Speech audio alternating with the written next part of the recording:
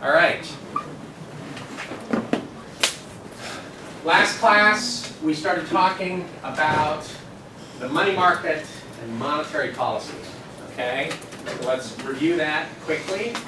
The money market consists of the demand for money, which is, like all demand curves, is a downward sloping curve with respect to its price. In this case, the price is the interest rate.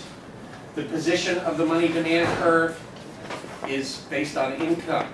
Higher income, higher money demand, the curve shifts to the right. Lower income, lower money demand, the curve shifts to the right. Okay, so that's the money demand. The other side of the money market is what? Money supply. Okay, the Fed sets the money supply in this simple story. Okay, at whatever level it wants. That's supposed to be a vertical line. Here's money supply. Okay, and the way they do it is by influencing the amount of bank reserves. Okay, the supply of money is proportional to the amount of reserves in the banking system. Okay, the primary way that they manipulate bank reserves is through open market operations, which is the buying and selling of treasury securities. Okay, we'll talk a little bit more about that in a minute. Okay, in any case, given the money demand, the Fed sets the money supply, and between money demand and money supply, we get the interest rate. The interest rate gets determined. Okay? Everybody with me so far? Good? Jessica? Yep. Good.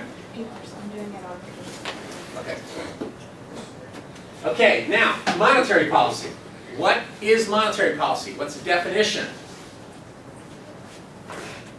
Credit and interest rate. There has to be a verb. Credit and interest rates.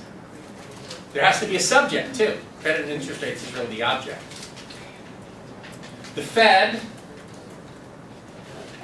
changes the money supply or interest rates, credit conditions generally, with the objective of influencing total planned expenditure. Okay? So there can be expansionary monetary policy and contractionary monetary policy, just like there's expansionary fiscal and contractionary fiscal policy. The objective of expansionary monetary policy is to expand the economy. The objective of contractionary monetary policy is to contract the economy. So let's look at how that actually plays out. Okay. The Fed decides that we're in a recession. Okay, so we're in a recession. GDP is too low. Okay, we want to pump up the economy. So does the Fed engage in an open market purchase or an open market sale of treasury securities? If they purchase treasury securities, private folks sell their securities to the Fed withdraws the securities, and pays with new money. Okay, so that's an open market purchase. Okay, increases bank reserves. Okay, the Fed buys T-bonds, pays with new money, i.e. bank reserves, when that money gets deposited. Okay? Bank reserves go up. Banks then loan it out, loan those reserves out, and the money supply grows. Okay? Is everybody with me so far? Jim? Since this is not review for you, everybody understand what we've done? Okay. All right, now, how do we show that on this graph? Karen? Yes. Money supply goes up. Money supply curve shifts to the right. Okay, now notice, all of a sudden, the money market is not in equilibrium anymore. This is gone. Okay. in the money market, at the current interest rate, money supply is greater than money demand now. Okay, so there's a surplus in the money market. What has to happen? How do we get people to willingly hold that extra money?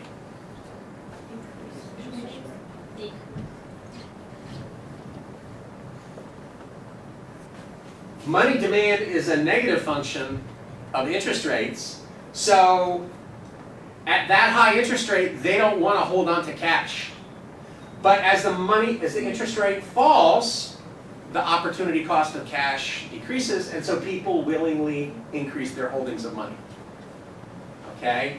So when the money supply goes up, interest rates go down. Okay? What's total planned expenditure consist of again? Huh? No. What is included in total spending? Consumption, investments, government spending, and exports. What's investment depend on? Interest rates, right? Interest rates are the cost of borrowed money. Got that, Megan? Believe me? Yeah. Okay, so lower interest rates cause higher investment spending. Businesses decide, oh, money's cheap. Now's the time to order that new computer system. Okay. That's not all the story. We haven't talked about this. Remember consumer durable goods that we talked about briefly one day? Things like cars. The demand for cars depends on interest rates also. So not only will investment increase, but so will consumption in some categories. Okay? So, investment goes up, consumer spending goes up. How do we show that on the graph over here? EP rises by the amount of I plus C, the new investment and consumer spending.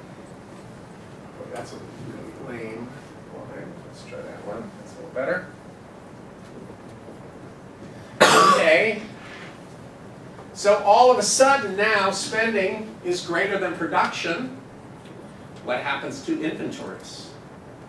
We're buying at a faster rate than we're producing.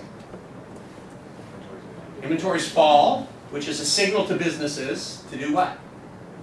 Produce more, which means what?